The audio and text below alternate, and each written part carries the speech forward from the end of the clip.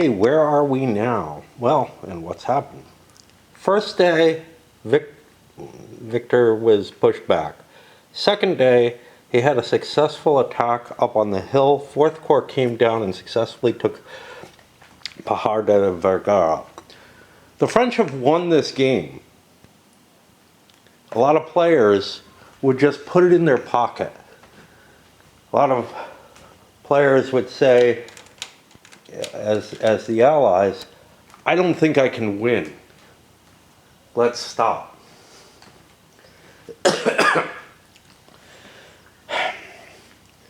My feeling, though, is that kind of no matter what happens, if you get a minor victory like this, where it's just the terrain objectives, you haven't really succeeded in what the goals were.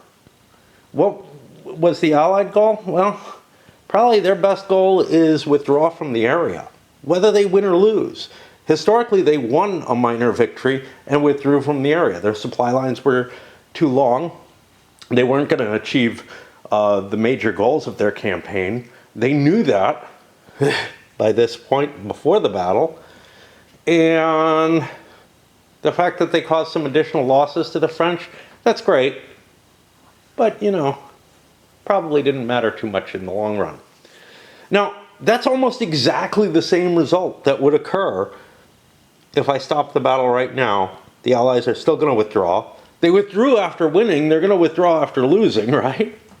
And there would be no serious pursuit, probably. The French army could conceivably continue on after a victory, I guess. But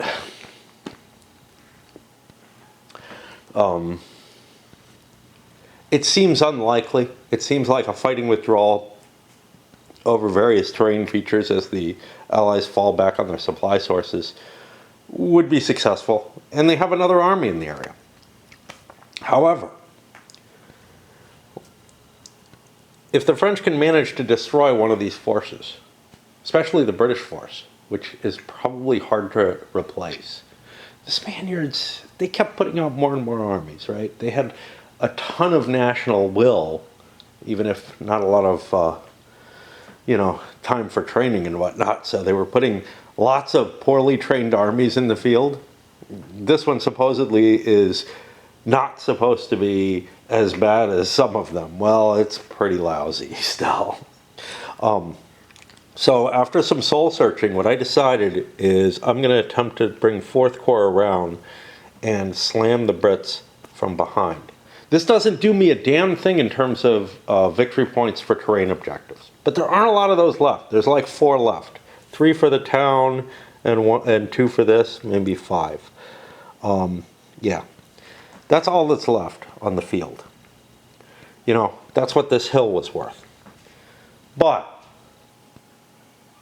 there are a bunch of British regiments, battalions left, brigades.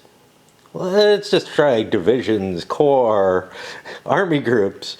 So there's 4, 5, 6, 7, 8. There's 10 different brigades available. That's what they actually are. Unlike the Civil War, I don't think this one actually is brigade level, but who knows? It's bigger than regimental.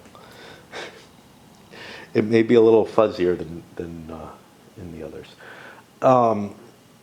That's double the points and actually would mean something. If I can wreck the British Army, that would be a significant blow. And that would give the French a chance to advance further. That might be the decisive victory that I'm looking for, right? And without a decisive victory, all you really get is, look, you know, a little bit of glory for winning the battle. So, unlike what most gamers would do, which is look at the situation from the Allied point of view and say, I can't win the game. Look at the situation from the French point of view and say, I've won, do you want to concede? Playing solo gives me the advantage of being able to say, you know, it's not just a game, right? There's more to look at here. There's more. And here's the thing. by going after this more impressive victory, the one that actually matters, I'm also going to be taking a risk.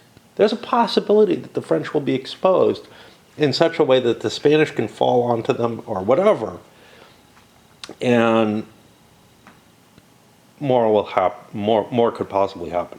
Now, I think it's unlikely.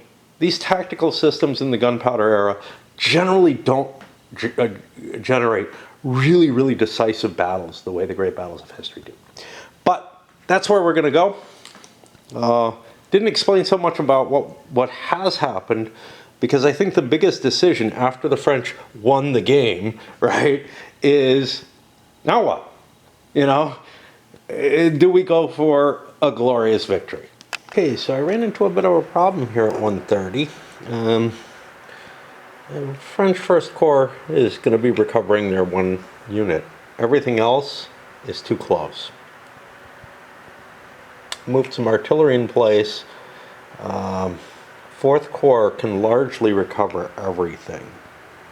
I think they're all out of range, so they're all out of range of enemy units, so the entire Fourth Corps is able to recover, which is important since I'm planning on using them. Sebastiani went to walk here, but here's the problem. Dessalles finally accepted his orders just at the time when I absolutely wanted him sticking around. Yeah.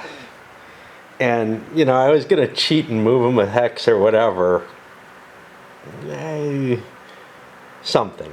But anyway, the infantry moves forward, and the fact that I was going to cheat meant that I didn't write orders to Jourdan to do anything. Now, honestly, I would have waited for Sebastiani and given him orders later.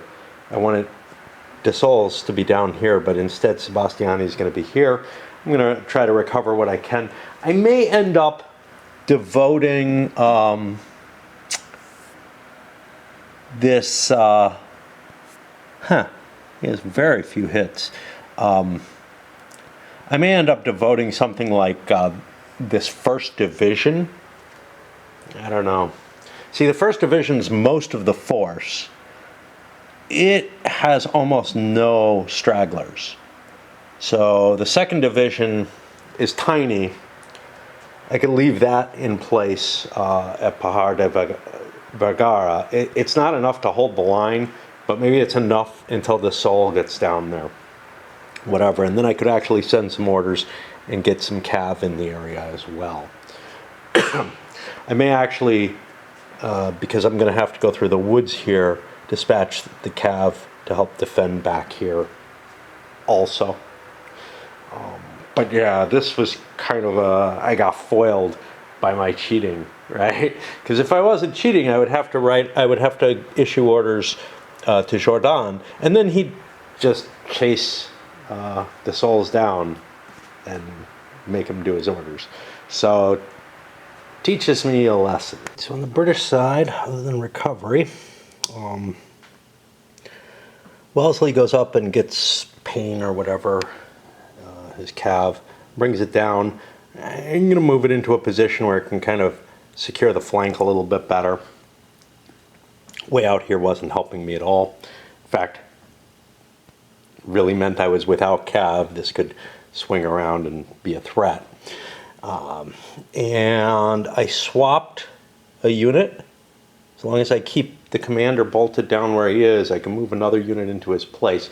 This is the way of rallying units and such not is, well, rallying is goofy.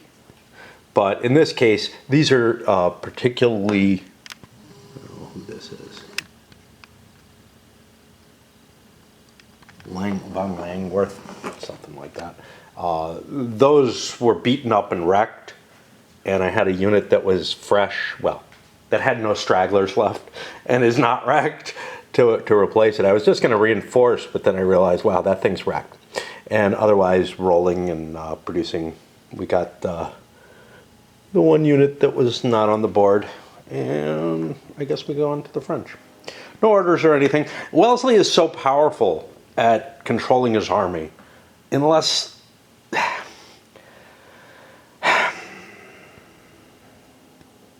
So it would be difficult to do a coordinated assault with Wellesley's army, period, the end. He could issue orders to each of his units, but basically he has 3 command points. We looked this up, or he has a 3 rating, gives him 15 command points. If I want to create any kind of engage orders, I could get 2 of my divisions operating at any given time. Okay, like I could give orders to 2 divisions. If the commanders were stacked together, which could happen if their units were, the same, like in the same space. Otherwise, I'd have to write orders to at least one of them and have one of them and be at the headquarters to get 2 of them at the same time. The second one being at the headquarters. But his capacity to move around and shift units is very powerful for the defensive situation. And it could even lead an attack, right? You can push units right to the enemy's front and kind of work an echelon attack by moving Wellesley back and forth, which is not optimal, but you very seldom see echelon attacks actually happen. You very seldom see them have any positive effect in this system. I'm much happier with the idea of hitting everything at once with some sort of frontal rush or some sort of outflank. I have never seen an advantage to an echelon attack. I don't know if I've ever seen it. I want to say I have seen it have some value in some games. And here's where it could work here, is that the frontmost unit is going to cut off its own artillery. Units that are going to attack later could maintain their artillery position and could actually maintain a firing line at the units that the frontmost unit is hitting. But for the most part, it just doesn't happen, right? Maybe somebody can point me to a game where echelon attacks actually seem to do what they should, whatever that is. I really don't understand them, I mean, the idea of disrupting, of hitting one part of the line and then hitting next to it and then hitting next to it, it just feels like piecemeal to me, to tell you the truth. And certainly I've not seen a game where it doesn't end up feeling that way. So either, I know of the existence of it as a tactic. I don't think it's represented in any game, and I can't really understand why it exists as a tactic, to tell you the truth. I would not do it.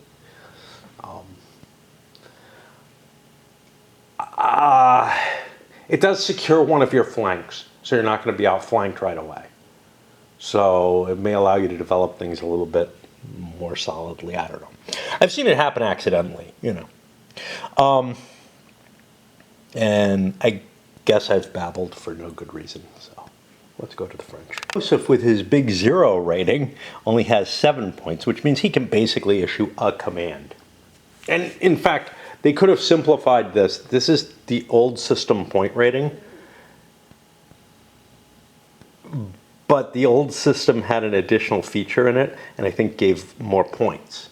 The additional feature was force, which is why I used to always write these TMF, type method force. Now I do MT, method type. But yeah, it used to be possible for a shitty commander, and they didn't have 7, they had like 10 or 12 points, to be able to issue, but again, force came into that. You had a force of 0 to like some number, and it just improved your odds here. But what generally happened was, hey, nobody issued anything except force maximal orders. Like, they wrote their orders in such a way that, they were supposedly unambiguous and had to be followed and whatnot, so that they would get the best column on here. But honestly, under the same mechanisms, I would say I also tended to always use in-person verbal orders, right? Wherever possible. And you know, give orders to one unit at a time, which forms echelon attacks, honestly. This is how they happen. But every now and then, you need to issue a bunch of orders at once, and you just hope for the best and hope they get followed, or hope at least one of them gets followed. Let's say you order a bunch of units to advance on a position and then follow some other path. And if one of them gets it, you can take advantage of a gap that way or something along that line. So there were times when you wanted to issue more orders than you would generally want to issue. So I disagree with you always issued at maximum force level, just like you didn't always do in-person verbal. Like sometimes you need to issue more than one order, and sometimes you have a shitty leader, and the best you can hope for is, you know, like 8 oral orders with no force, and just hope for the best. Anyway, they took that little bit of complexity out. I don't think it really was all that valuable to remove, but if they were going to remove it, I almost feel like they should say, hey, look, you know, your best commander can issue 2 orders, and, you know, have maybe 3 and 4 level leaders be able to issue 2 orders, and just reduce the complexity of all of it, right? Why take away this one little piece of complexity that kind of made sense? How much clarity you put in your order and how much force you put behind it in terms of, like, you know, expending possible political capital within the army, you know, between the different officers and whatnot. The possibility of offending someone, whatever. Except that, like, really, I mean, you couldn't just, like, write it darker. You couldn't just use your Sharpie to mark things up like Trump does. But, you know, I do feel like it made sense in the sense of how explicit are your orders. Like, you know, I write, do this at 10 a.m., do this at this. But those are my intentions. The commander might be looser or more strict about how he copes with how he's writing the orders and whatnot. And I kind of see it more as that kind of thing. How much staff effort is put into writing the orders, making sure that they're clear and understandable and everything. As opposed to, of course, then you have the aid ones. But again, your staff can help you in terms of making things more explicit, sending a better officer out there, whatever. So whatever force is, yeah, it's kind of an abstraction and it's not absolutely clear what it is. But I also felt like, yeah, there was no reason to take it away. I don't know. I kind of miss it. That's all. All right, whatever I'm doing with the French. Are they writing any orders? Yeah, that's the point. That was kind of the point. So, yeah, I think I'm going to have Joseph write orders to Jordan instead of Sebastiani and try to get this moving back as quickly as possible. I see no reason. Sebastiani needs to recover, so what the hell. What I really dislike here is default defense. It states here, a formation currently under orders may throw away its order and instead adopt a defend in place. Yep, that's what I want to do. I'm not going to get the orders. Somebody rode forward and said, hey, stop, whatever. You know, but I maybe could have done that last turn, the turn I got the orders, which at the very least, because like loose cannon and stuff like that, requires you follow orders for one turn and not throw them away. I wish it just kind of gave you them, because sometimes loose cannons cause things to happen that are good. I can't throw it out and go to a no orders status, which I would kind of like to do. I'm not in a position where I can say, you know, hey, I'm doing an emergency withdrawal, because I'm not in any position to be destroyed. But I can just halt my orders. Working kind of off the brainwaves of Joseph at this point, who's using his mental telepathy to tell me, no, never mind, cancel, belay your orders, whatever. But it would be, to be fair, it would be pretty easy to send someone out to just say, stop your orders, right? So given especially when I caught it and everything, in fact, they might have been there at the time. But yeah, I'm just going to cancel Dassault's orders, and I'm going to send some via Jordan. Things I had to look up, which, if you watched the intro and memorized it completely. Sebastiani, his command, he is both commander of the 4th Corps and commander of the 1st Division of the 4th Corps. He does not have to be with one of the units of the 1st Division and can walk off. And they can trace supply back to they can trace their command orders directly back to the Corps. You kind of feel like that's how things should just be. I just like Corps organization better than anything else. And as long as you're kind of in range of the Corps, you should be okay. But yeah, and that's fine. That is actually true. No, that actually works, because the Corps is what determines. So this unit is all kind of right here, a little bit over here, but and is facing in this direction. If an attack came from this way, I could swing everything around and defend the Corps center. The problem comes when you don't have Corps formations, when all you have is fucking divisions, and they don't have headquarters, and all, or now, I'm like, fine, if it were just independent divisions, if the only time these suckers ever happened was when you sent things off on independent missions, I would feel a lot more comfortable. When these games start coming out, like this one, where there's no divisional command, like there's no core structure to these divisions, they're just on the board, and they don't have anything except, yeah, your leader has to be with one of his brigades and he's bolted down, and he can't move. And that just doesn't work for me. I'm sorry. At the very least, I should be able to be, if I'm in command range of the Army headquarters in that case, I should be freely able to operate within that range. Under a set of orders. A set of orders that the Army has, right? But yeah, they didn't really, things just break down when a game that was designed for a core structure doesn't have core structure. And that is what I hate. This one and some of the others in this this version 3.0. But that is what I really hate about... let's see if I can find it. It's got to be in here, man. It's got to be up here. The 3 battles of Manassas. The 2 of the 3. One of them, the first battle of Manassas, or Bull Run, both armies are just divisional structure. And then the second one, the Confederate Army, is just on a division. It has no core structure.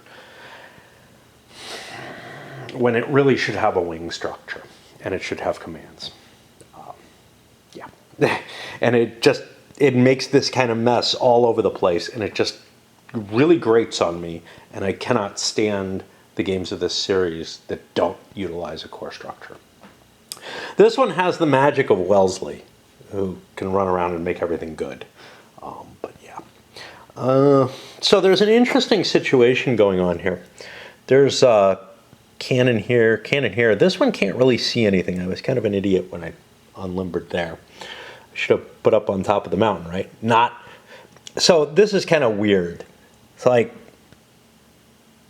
this is a lighter color than this, I think, or maybe they're the same color, but it dips down and goes back up. So I'm saying this terrain, this is blocked, because if I was in the low terrain here, I would still be blocked there, no matter what. Like, I could see this way, I can't see over the hill, and that makes sense to me. This gun will be able to see these guys. This gun over here just unlimbered, and I'll be able to see them. So, Hill is that? No, it's Rep. It's Reppel. It's General Reppel. Sherbrooke's replacement is going to be coming under some artillery fire, and enough of it conceivably to be, well, no. Because I don't think I can combine fire, but I'll have to look at that. Unless they're adjacent. I haven't been doing it, so I'll have to look it up if I do. But if I could combine adjacent, this would have a firepower of at least 2, and I think that's what it would end up having, which starts getting you in a really dangerous position. But even at 1, you're getting a 1 in 6 chance of losing a strength point permanently in order to prevent some units from straggler recovery. I don't know. But Mackenzie here has already unlimbered his gun and taken his first shot. So he also is, trading shots. So maybe it's worth staying there. Certainly Mackenzie seems like he's worth staying there. But if I pull Hill back, Sherbrooke's replacement back, then this guy's kind of exposed, and we could see something stupid take him out. Now, under the old defend orders, if somebody left something like this hanging out there all on its own, and I had orders to defend this hill, I don't know. I never controlled that territory, so no, I wouldn't say so. I was going to say, I think I might be able to advance and move in there. But actually, I'm not under default defense here. I'm under defend orders, which just means I'm bolted down by this, not by anything over here. So as long as I'm in command, I can actually shift forward and try to take that. So if that guy is on his own, I can probably do something about him. 2 of them up there, that they're not doing any harm. Fine, stay there, whatever. But I might have wanted to chase them away anyway. Boy, am I talking a lot for no good reason. So I'm going to stop, and I'm going to stop playing for a bit too. Funny, I got to wait another hour or so before I can play any more Raid. It's not like the game's down or anything. It's just to conserve my energy for a clan fight, a clan resource matchup, which is what it really should be called. I have to hold off on doing anything, and I've done everything that's kind of free and everything that used up the energy I had to earlier. Took a nap, came up here, played a little bit, went downstairs, tried to spam around a little, didn't have any fun with that. And the whole reason for this is that you kind of don't want to read. And the reason for that is this Almoravid is, I've read the rules. I don't understand them. Gonna have to play it, a little bit before I video it. It's been a long time since I did Nevsky. More than 2 years, right? God, time passes so fucking fast. And I have nothing to show for it. But,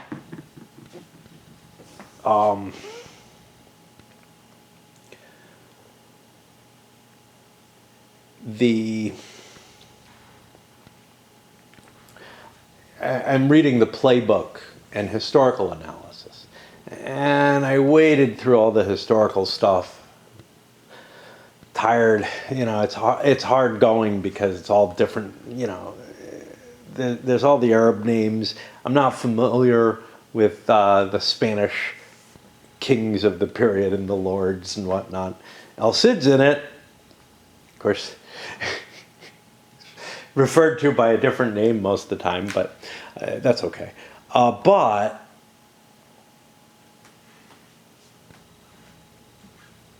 see, when I don't use the filler uhs and ums, my pauses become deadly.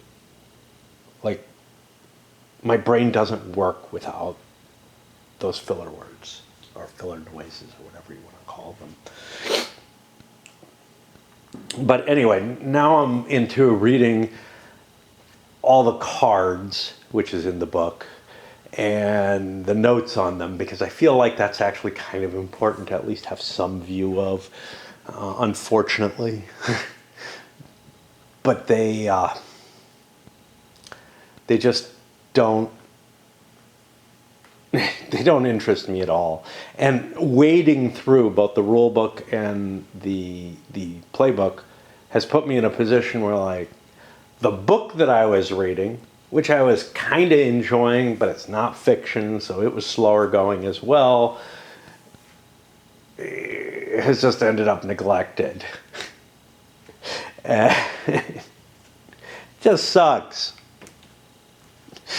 But on the bright side, I come up here and play this. You know, it's because playing these things, it's weird. Playing, especially the war games, but you know, a lot of the games, most games, it's not like it's not the same kind of pleasure as say reading, and it's not as easy.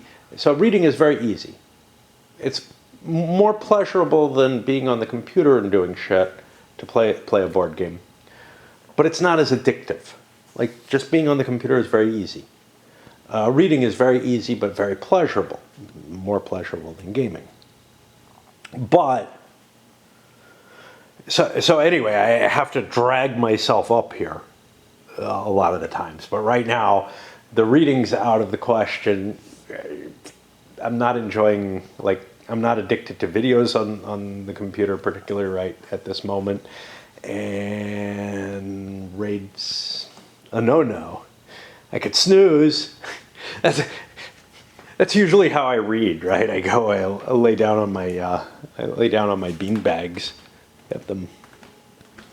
Oh, got a blanket and whatnot there, and just to end up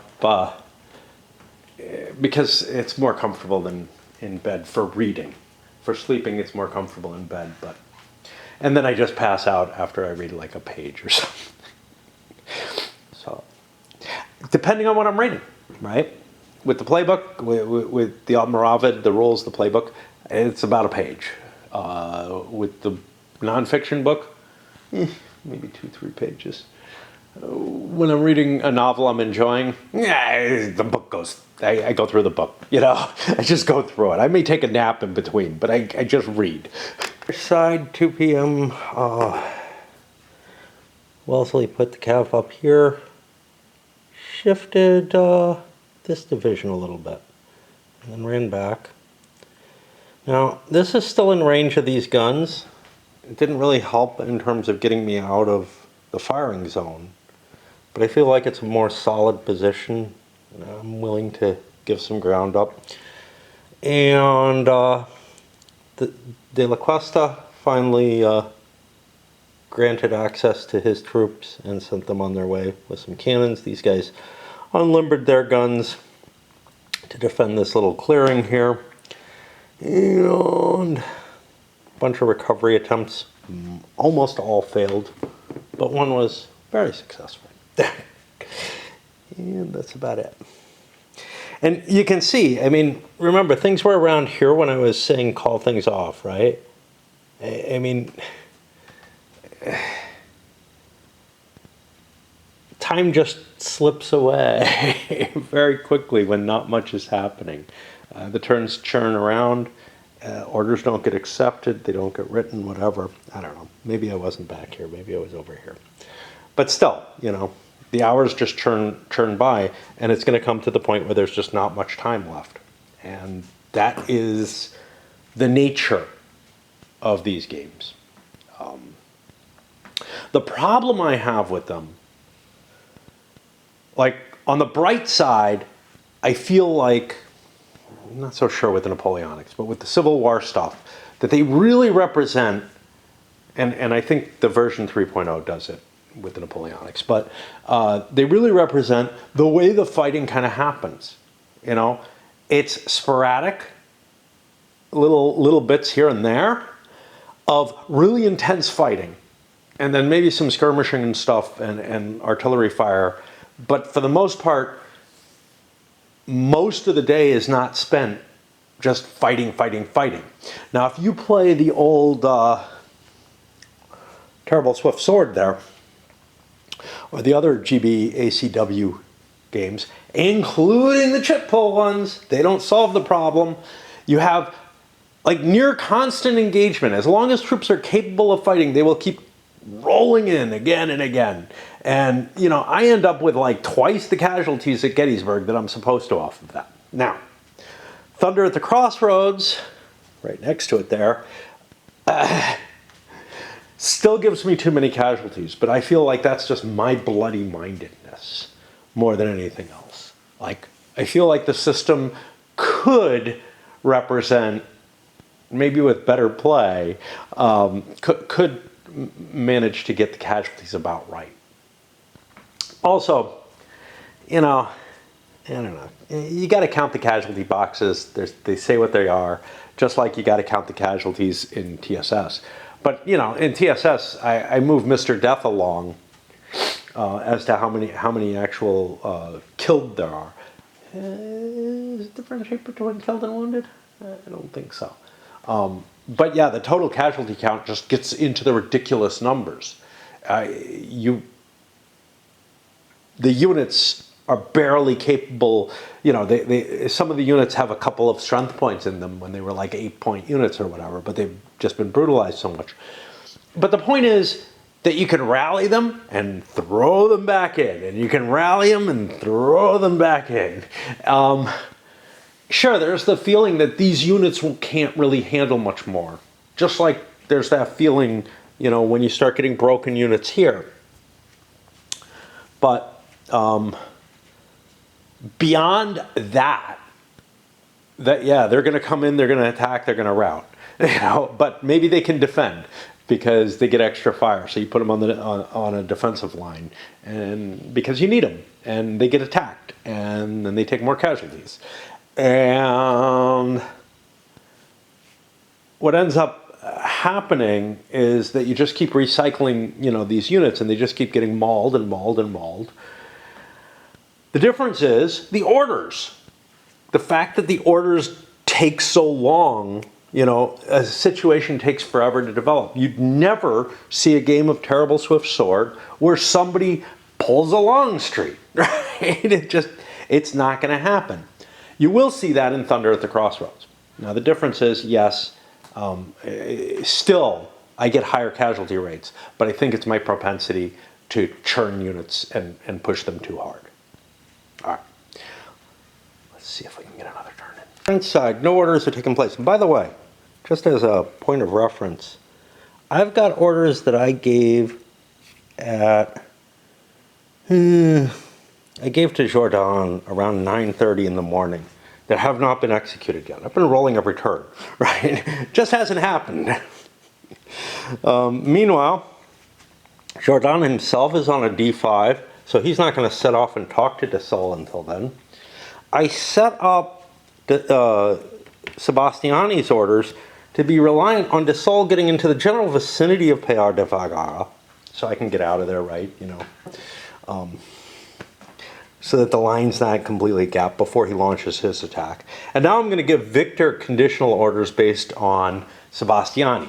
The chance that all of this gets undertaken in, you know,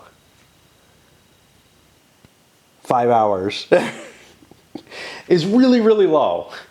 But we'll see, you know.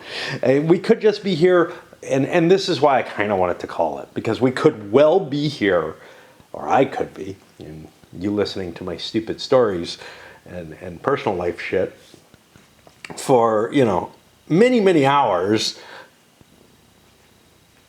or about an hour of playtime if, like, I just concentrated straight through, and less than that in video. Just, you know, running through the clock without anything happening. Not even getting much recovery happening. There's like a couple of units in 4th Corps that need a recovery. They didn't get it. And there's one unit over here in 1st Corps that I'm allowed to roll for. Oh, actually, wait a minute. I'm allowed to roll for more now. I'm allowed to roll for this line. Ah, crap. That's going to be annoying. Now I have to sort through the counters to figure out what I can roll for, because they're not... my units are not set up in their divisions. They're within divisional command, but they're not set up in divisions, and they're not ordered or anything. So I can't just, like, run down the line. And the fact that the Brits are fucking around with me up here means that half the Corps can't roll. Like normally, like with 4th Corps, I just say, well, the whole thing can roll. It's all within range. Or maybe I can find one unit that I can't roll for. But here, basically half the Corps can roll, half of it can't. And I got to paw down to the bottom of each stack and check and roll. There's a slight advantage for rolling where the commander is, if he's a good enough commander. So you want to move your commanders around. Again, an advantage. Core structure, I can do that. Divisional structure, nah, bolt down. You know how I get my commander to rally the troops? I move the guys he's with out of his hex and move other guys in. That's the only way. And then because of all this stupid movement, they don't get they're not allowed to recover stragglers for that round. But then after I've shifted them, now they get a +1. Is it worth it? Is it not? I don't know. But it's mind-boggling. Can't the commander walk down the line a little bit and help those other guys? No, he can't. He's bolted down. Fucking stupid ass roll. Yeah. See, when I got nothing to do, I start getting more abusive towards my games. And basically more nothing happens. Spaniards take up their position in the line. Decided I want them over there. Whatever. A lot of recovery rolls. The Brits are doing horribly on these. And also, hey, look what's back. That shitty ass levy unit. You know what? I'm gonna put it in with this one. And they're both getting straggle recovery checks now. And that'll put me at the 3 p.m. turn. The chances of anything happening. I mean, it's so unlikely. And that's not the case in all the games of this series, right? Look, Victor was able to do things on his own because he could roll for initiative and he was a little better. And he's good enough, he can help Joseph, give him orders, right? He can help Joseph make his mind up. But getting orders from Joseph to anyone else is just, it's such a low shot. And we can see, these Spaniards, of course, again, they had a special problem with Cuesta here that gave them a D5. They got an auto, they got lucky on the 1, but it was noon when those orders were given. All right, so yeah, the battle was not over at that point, so it must have been around here, around 1:30. Just feels like longer. Yeah, I mean, it really does feel like a long time when nothing's happening. I'm able to fly through the night easier because everything can kind of straggle recover. I can just do it off the sheets. Basically nothing happens, and I know nothing will happen. But here I have to make a lot of checks. There's some fire combat still happening. Just all kind of shit. And it's party time. These guys moved. And they'll shift over and not really be happy with where they are. The left flank of the army is not really something Cav can defend. They can help 4th Corps' Cav there. But if this swings up, I don't know what the hell they do. They'll probably park themselves there and say, our orders don't make sense anymore. Screw it. We'll drop into a default defense. Which I think kind of might make sense. I don't know. You can't really abandon. There are no defend orders. Although I kind of fuck around and play with them as if they are. So like this, left flank of army. I don't know where the left flank of the army is. Now, there are games that have orders like go move to the left flank of the army and defend. And that's kind of what I intended here. But does that mean if this moves, I'm left behind and abandoned, or do I move along with it? I don't know. I certainly don't have support orders, so I think maybe I'll just end up sitting there. Have to send more orders. Jordan's still sitting with Joseph, having tea or whatever. Victor is gone running off to think about his orders. Basically nothing for the English. This guy will be able to turn around. He's in good shape now. As good as he can get. I think he's permanently wrecked. Artillery piece in place here, just in case the French come down. I'm not particularly expecting anything, but, yep. Really kind of hot, like getting close to 100, which makes up here bad. I don't know if it got as hot as it's supposed to. But French side of the turn, the only salient event, a couple of hits here, took out a gun and kept smacking Cameron's unit, which is wrecked. Now, this is something that, again, the version 3.0 does differently from the original. In the original, because you made morale checks for every unit and wrecked units had bad morale and whatever, artillery fire would have impacts on units that, you know, it would have more of an impact on a unit that was wrecked. It would likely have heavier morale effects. It would likely cause greater stragglers. Everything was, you know, segmented out. With the current artillery table, all that matters is really what you're firing and who at. Now, there is a slight difference, and we'll do that right now because I missed it. Only unwrecked units of high morale can avoid the 2-level morale hit. So this is actually kind of a big deal if I was going to be doing anything. Unfortunately, I'm not, but you know, that's okay. And no orders took place, whatever. On to the Brits, try to figure out if they have anything to do other than just lots of rolls for recovery. I can't see much. 4 p.m. and I noted a mistake I'm making. What I brought up about the wrecked units, I've been forgetting about that. There's basically a 50-50 chance that any artillery fire is going to start causing morale hits. These British units are both wrecked. So I took out the gun again with another lucky shot. There's no British artillery here. I think the Brits are going to fall back and we'll be in a position where both armies are actually recovering. This is good for the French because they take victory point losses for even temporarily wrecked units. Not as much, but whatever.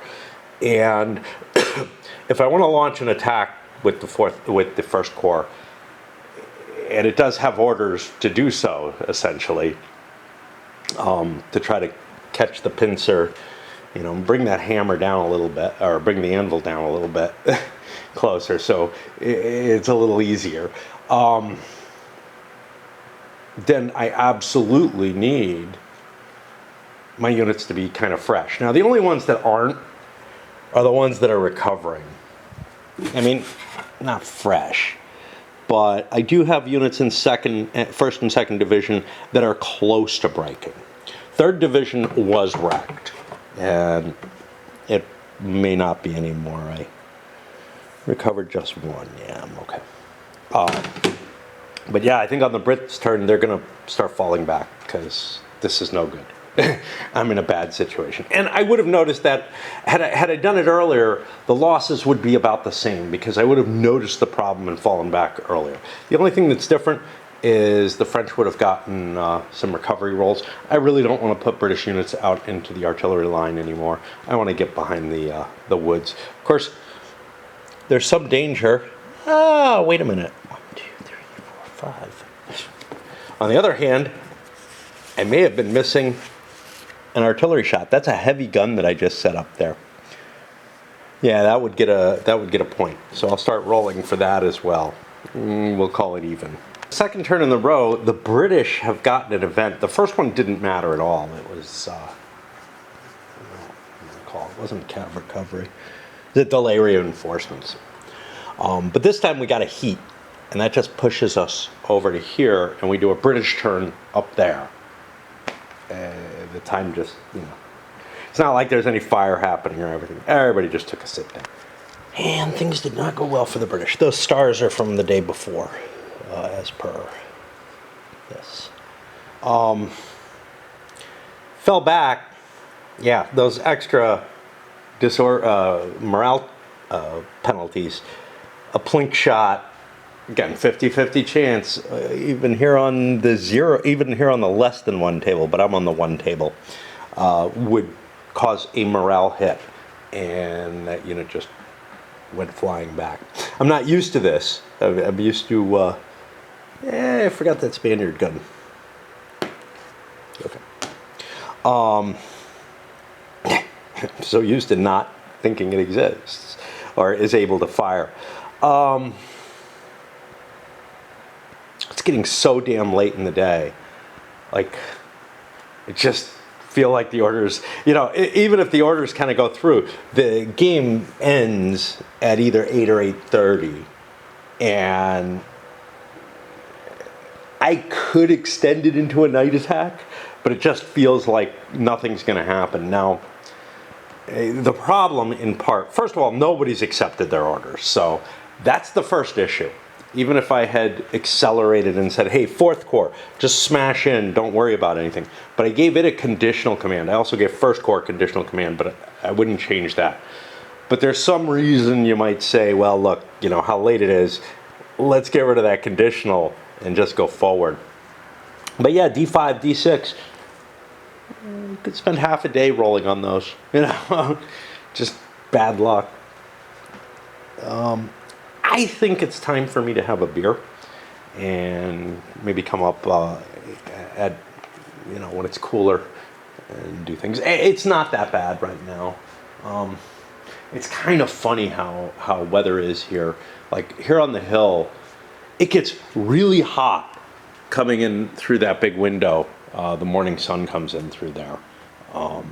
And the whole house just heats up to a ridiculous level. Like, around 9 or 10 in the morning. It's really, really hot. But then, everything else, and I walk down from the hill I'm on, which isn't, that huge. It's big, but it's not that huge. It's not like a mountain or anything. And it's also not a tiny little hill. It's rather steep. But I walk down from it, and it's a good 5-10 degrees hotter as soon as I get down. So, it's especially this time of day. It's kind of nice to be here. But sometimes it does get hot up in. It's basically an attic. All the hot air comes up here. Well, you may be able to hear aftershocks of the 4th of July. I actually went out. There's sort of the perfect viewing spot is really close to my house. Unfortunately, everybody knows it's the perfect one, and so it's just crowds that are there. But I went out mainly to just be around a crowd for a little while and get out of the house. And unfortunately, again, not only was there more people, but I also got there. And there weren't that many yet because I got there too early, and I decided I'm hungry and fucking went home. I'm not really a big fan of fireworks, but I used to enjoy. You'd think I could see them out this way. You can see the lights reflected, but I can catch them, far in the distance. Where I lived in Phoenix, I was able to just sit out on the porch. And they weren't perfect. They were quite far away, as are these, but I would, be able to just kind of watch them relatively nicely from there. And I kind of like that, or at least I did. I don't know that I would now.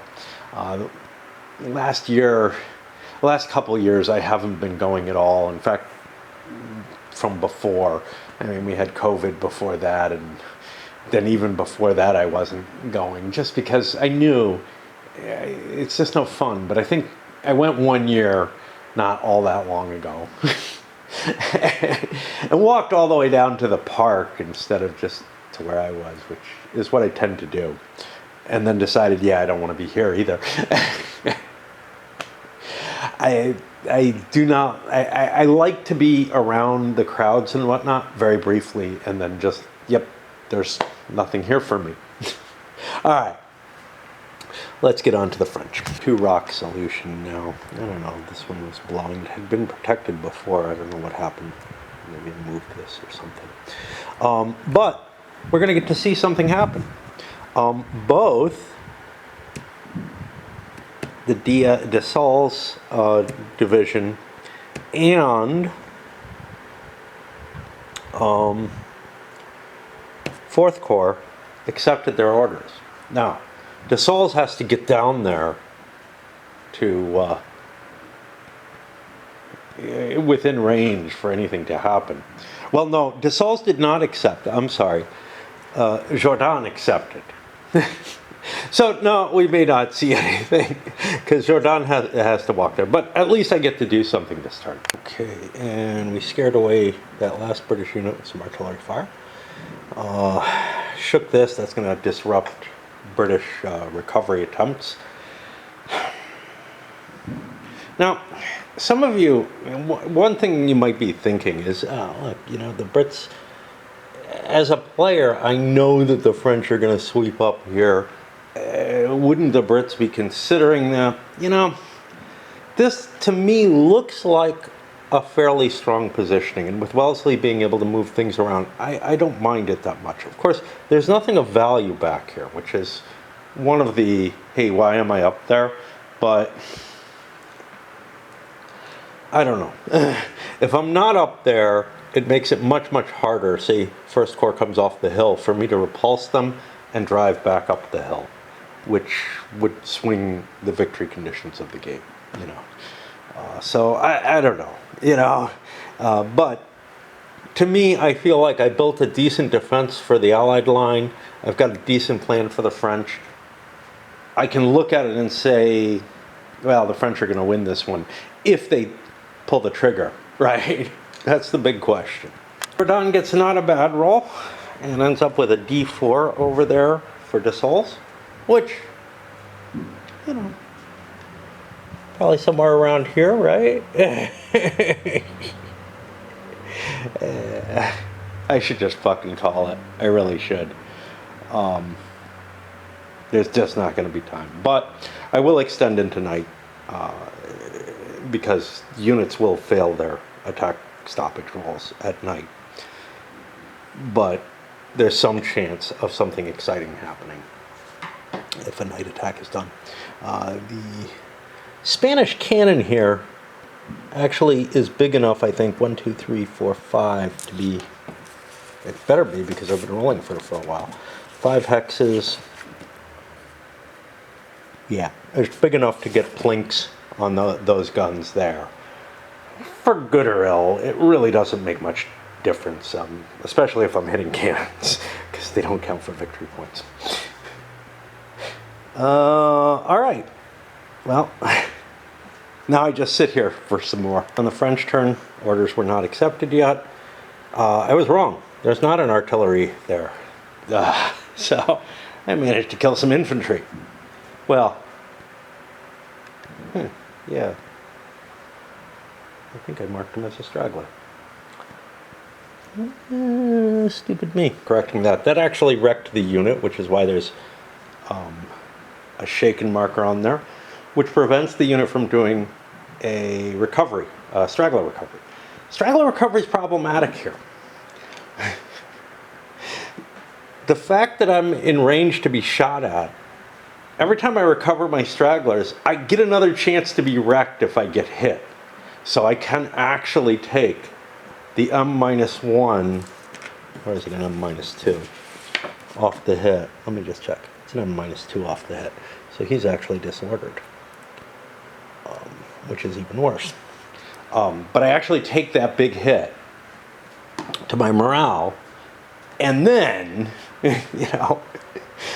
so I think what I'm going to do is I'm going to actually fall back a hex. It doesn't matter if I have a commander there. I've got a core formation, man. I'm okay.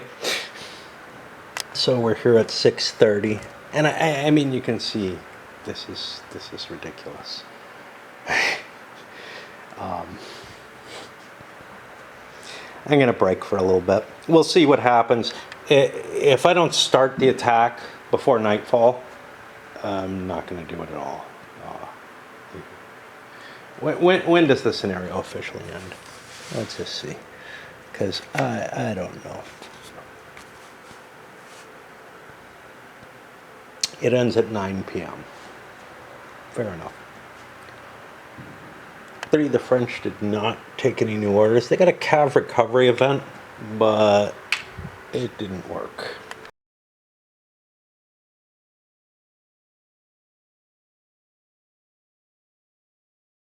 And the French pulled back to get out of the way of this gun. It's no longer got anything in range. None of the French guns have anything in range, so the turns have gotten kind of easy. 1 o'clock, the French didn't get their orders. The English got a random event, heat. I'm going to call it. You know, dusk is coming. Even if these guys reposition, it's over, man. Part of me kind of wants to show you the stumbling around in these orchards at night in the dark. It would be horrible. It would be horrible. If you're real close to the enemy, you've got a fair chance of making the contact that you want. If you're not, you end up just stumbling into stupid positions and whatnot. That's it. I don't want to deal with anything that's silly. So, I will count the points and then we'll think. Okay, so I did a quick calculation on the terrain points. I was wrong about one. The T-junction is somewhere over here. Not over here. I was counting that one twice or whatever. They're 1 point each, so it wasn't that big a deal. Anyway, 14 points for terrain for the French, 6 for the English. But again, I'm not so sure terrain should count that much, right? But then we come and everything else counts almost nothing. When we look at formations, there are 3 English brigades that are wrecked, permanently wrecked. That's worth 6 points. So it gets me a total of 20. For the English, there are 2 permanently wrecked French brigades and nothing that didn't, you know, nothing that's tired out, yeah, that's straggled, that's wrecked from straggled. So we come to 20 to 8. Let's take a look. The difference is 6 or less. The game is a draw. That sounds fair. If it's between 7 and 11, it's a tactical victory, yeah. We're looking at 12, which is just a tiny bit over, which is a slightly better victory than the Allies could claim. Basically, they're saying they got them around 10 or 11 points in their favor. Instead, what we got is 12. Supposedly, that's a strategic victory. I don't buy it. Because, and a big part of it is because most of the points are from terrain. I don't buy that there's any strategic importance to this terrain.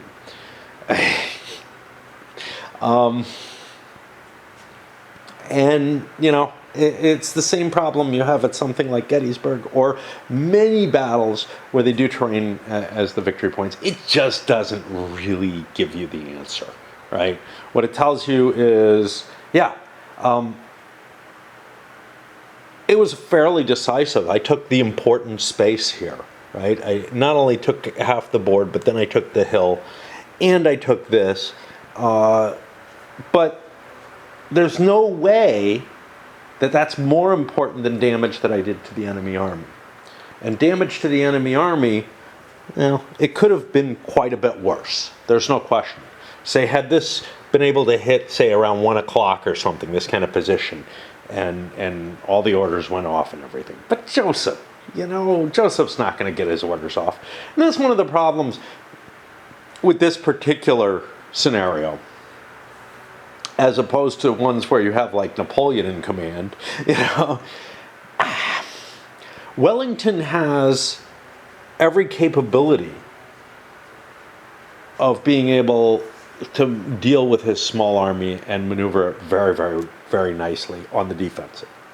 He probably couldn't manage a good offensive with his special orders methodology and the lack of core structure. And I'm okay with that. I'm okay that he can't do that, but it may even be absolutely, you know, historical. And likewise, Joseph has a core structure under him, but he doesn't have the leadership capability to move it. So it gives you a historical feel and everything, but it's very, very unlikely you're going to get a strategic victory out of this. You're going to get one that's of any importance. However, I got what the game considers a strategic victory off of, I occupied some terrain that the Allied forces are going to leave no matter what. You know, and sure, I might be able to pursue them from here. Wouldn't want to do it with Joseph, though, in command. But Soule is wandering around up to the north, so maybe he could come into play and everything. Part of the problem was the French army was badly beaten in this battle. If you look at the situation, you're talking about this is a 5-point swing, I think. So you're looking at an 8 points difference. So take 8 away and move it here, and you really end up with this inverted, right?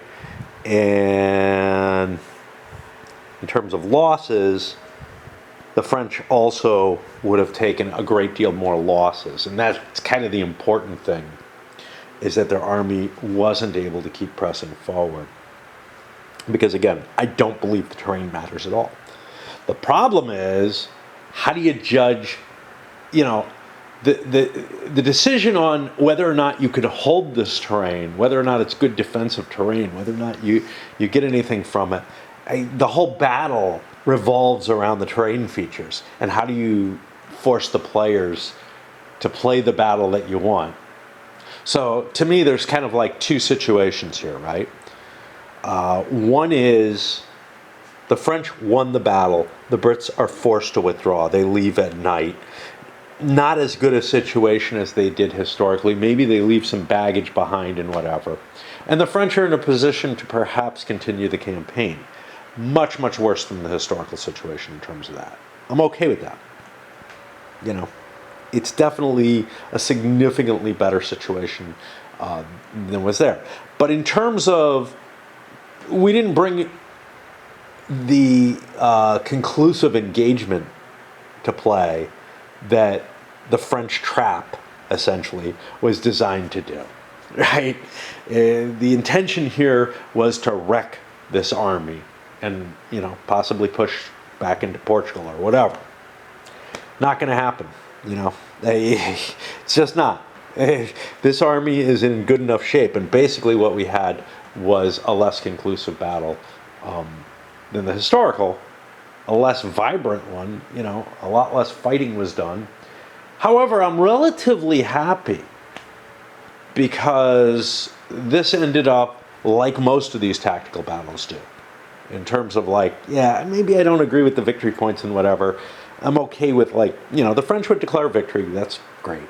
But it doesn't have much in the way of strategic implications beyond had the French just let the British withdraw, because the casualties just aren't high enough on either side. The fact that the Brits took a little bit more casualties than the French did, not numerically, if you look, the French probably took more losses total. Don't count these stragglers or skirmishers or whatever they are. And I could count the boxes or whatever. But proportionally, and in terms of effects on the army, that British army of Portugal is not thrilled, right? It's not in great shape. But at least one division of the French army is in iffy shape as well. So I don't know.